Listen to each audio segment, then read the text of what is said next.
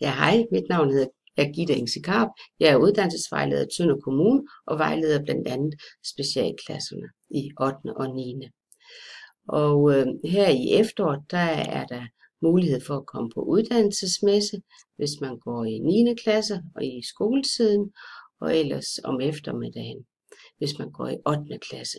Der er uddannelsesaften for 8. klasses elever, og der er brobygning for 9. klasses elever, hvor man er afsted i en uge, altså 5 dage, hvor man så følger en uddannelse. Brobygningen, den kan foregå på Handelsskolen i Tønder, den kan foregå på Teknisk Skole i Tønder med bager og kok eller mekaniker og smed, den kan foregå på Teknisk Skole i Aabenraa med murer og maler, den kan foregå som personvogn eller lager, den kan også foregå på Landbrugsskolen, og den kan også foregå på Social- og Sundhedsskolen.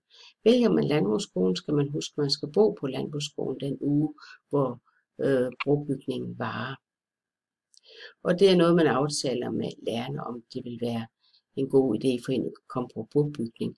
Brobygningen, det er sammen med alle de andre unge i kommunen, som ikke har været uddannelsesparate, og det betyder, at man kan komme i klasser, der er ret store, hvor man måske kan sidde en 20 stykker i en klasse.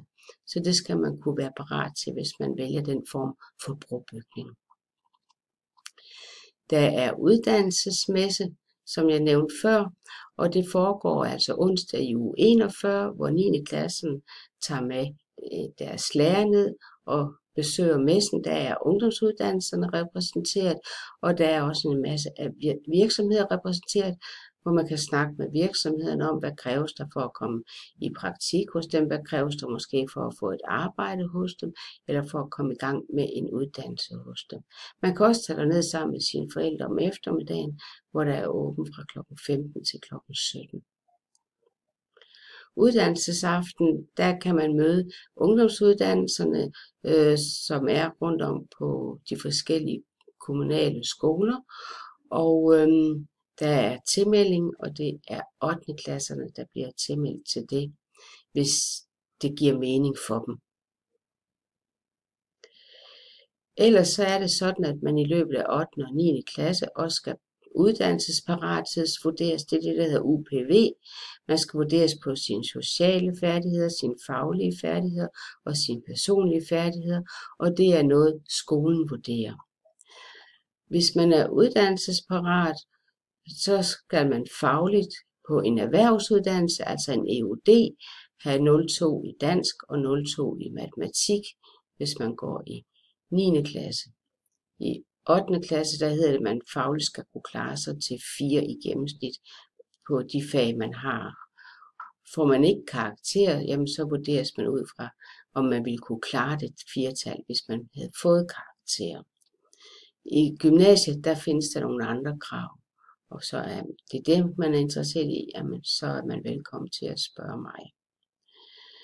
Hvis de ordinære uddannelser på erhvervsskolen og gymnasiet er for svære for en, eller det ikke lige er det, man sådan tænker kan bruges til en, så er der rigtig gode muligheder i det, der hedder andre muligheder, og der er en video på det også.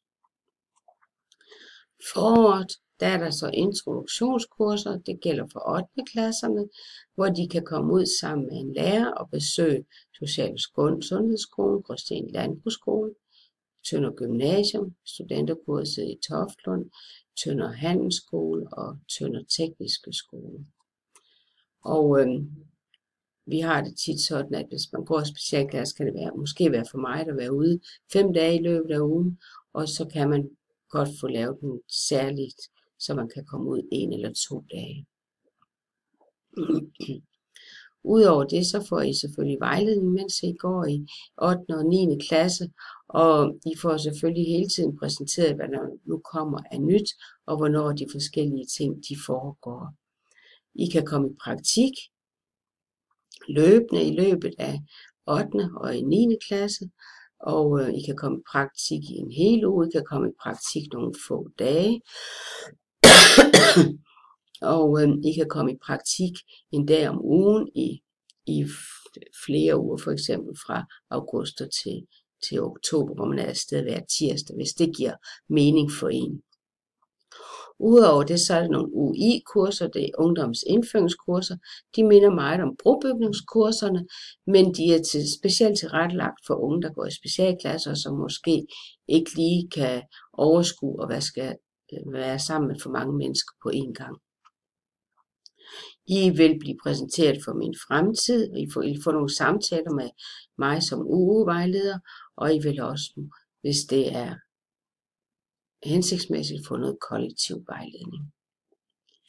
Forældrene vil løbende få informationer gennem forældreintra, og de kan også se de forskellige videoer på uutønder.dk, og ellers vil der også blive udleveret materiale til eleverne.